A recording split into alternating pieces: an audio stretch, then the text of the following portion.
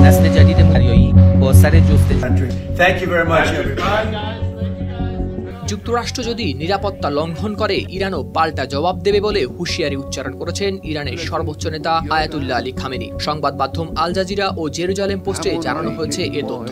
Khamenei বলেন, যদি যুক্তরাষ্ট্র তাদের নিরাপত্তা লঙ্ঘন করে তবে ইরানও পাল্টা জবাব দেবে। তিনি উল্লেখ করেছেন, যুক্তরাষ্ট্র যদি হুমকি দেয় ইরানও হুমকি দেবে, আর সেই হুমকি কার্যকর হলে ইরানও তা বাস্তবায়ন করবে। জাতীয় নিরাপত্তা লঙ্ঘিত হলে তবে নিঃসন্দেহে ইরানও যুক্তরাষ্ট্রের নিরাপত্তা লঙ্ঘন করবে। খামেনি স্পষ্টভাবে আরও জানিয়েছেন, যুক্তরাষ্ট্রের সঙ্গে আলোচনার অতীত অভিজ্ঞতাই বলে দেয় দেশটি বুদ্ধিমান বা বিচক্ষণ নয়। যুক্তরাষ্ট্র দ্বিপাক্ষিক চুক্তির প্রতিও সম্মান রাখে না বলে অভিযোগ করেন তিনি। এদিকে এই মন্তব্যগুলো আসে এমন এক সময়ে যখন মার্কিন প্রেসিডেন্ট ডোনাল্ড ট্রাম্প তেহরানের সঙ্গে একটি পারমাণবিক শান্তি চুক্তির আগ্রহ প্রকাশ করেছেন।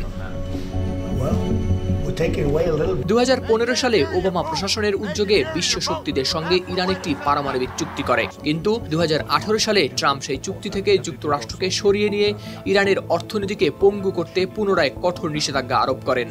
এবার দ্বিতীয় মেয়াদে ক্ষমতায় এসেও তিনি ইরানের তেল বিনিয়োগের উপর আরোপ করেন কড়া নিষেধাজ্ঞা। এদিকে আল জাজিরার প্রতিবেদন অনুযায়ী ইরানের পররাষ্ট্র মন্ত্রণালয়ের মুখপাত্র ইসমাইল বাঘাই যুক্তরাষ্ট্রের এই নতুন নিষেধাজ্ঞাকে অবৈধ ও অন্যায্য বলে অভিহিত করেছেন। হাওলাদার শামীম, RTV।